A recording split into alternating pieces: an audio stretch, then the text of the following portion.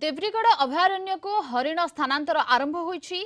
Central zoo authority अनुमति और राज्य वन्यप्राणी तत्वावधारक सूचना क्रमे देब्रीगढ़ अभयारण्य को हरिण स्थानांतर आरंभ होईछि। आज प्रथम दिन में सकाळ 3टारे 12टी चित्रा हरिण को संबलपुर चिड़ियाखाना देब्रीगढ़ जंगल को स्थानांतर करा जायछि। पर्यायक्रमे समुदाय 115 चित्रा हरिण को देब्रीगढ़ अभयारण्य को स्थानांतर करा जिवो।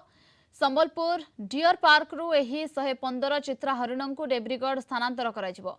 एने देब्रीगढ़ अभयारण्य डीएफओ अंशुप्रज्ञा दास सूचना दैछंती। हरिण संख्या समतुल रखिबा पई एही प्रयास करा जायछि। तेबे स्थानांतर परे आसंता मासे जाए एही हरिण माने सेठारे क्वारंटाइन रहिबे।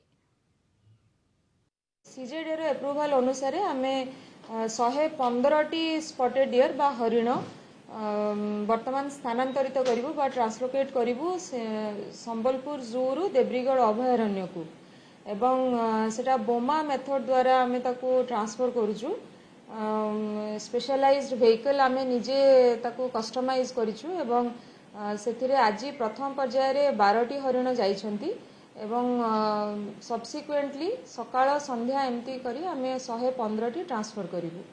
एहा करिवार उद्देश्य आमे प्रथमतः हर्बिभोर संख्या आमे सेंचुरी रे बढ़ेबू एवं आमर जू रे गला वर्ष 2टी प्रजातिर जंतु आसीथिले जनवरी रे ब्लैक बक एवं हॉग डियर। तो अधिका स्पेस क्रिएट कले अन्य प्रजातिर जंतु जोड़ा मास्टर प्लान रे आमर सेंट्रल जू अथॉरिटी अप्रूव करिसंती तांको मध्य आनिबार योजना अछि।